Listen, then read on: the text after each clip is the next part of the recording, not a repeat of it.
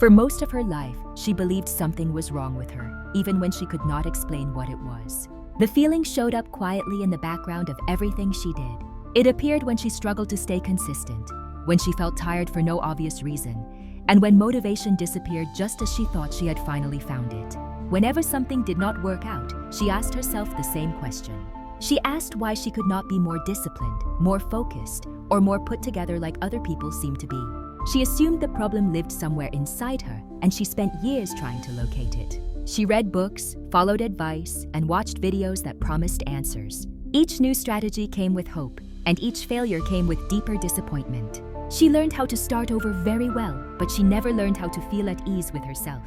Over time, the question changed shape. It stopped sounding curious and started sounding accusing. What is wrong with you became a thought that followed her into mirrors, into decisions, and into moments that were supposed to feel like progress. Even rest felt undeserved, because rest was something you earned after fixing yourself. What she did not realize then was that the question itself was doing the damage. The constant search for what was wrong kept her nervous system alert, guarded, and tense. Her body learned to stay on edge because it was always waiting to be corrected. The shift did not come from a breakthrough moment or a sudden surge of confidence. It came quietly, on a day that looked ordinary from the outside.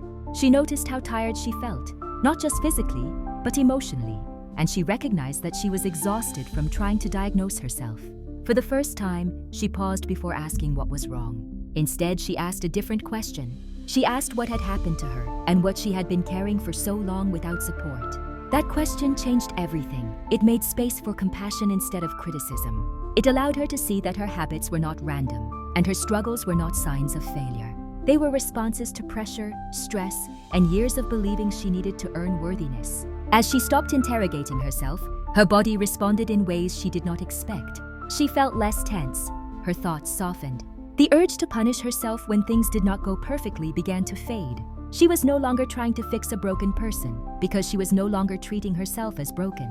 She learned that healing did not require constant self-improvement. It required safety, patience, and the willingness to stop turning every struggle into a personal flaw. Slowly, she began to trust herself again. Not because she had become perfect, but because she had become honest. One day, she realized she had gone an entire week without asking what was wrong with her. In its place was a quieter understanding that nothing was wrong at all. There was only a person learning how to live without being at war with themselves. This channel exists for people who are ready to stop diagnosing themselves with failure and start understanding themselves with compassion. It is not a place for quick fixes or harsh discipline.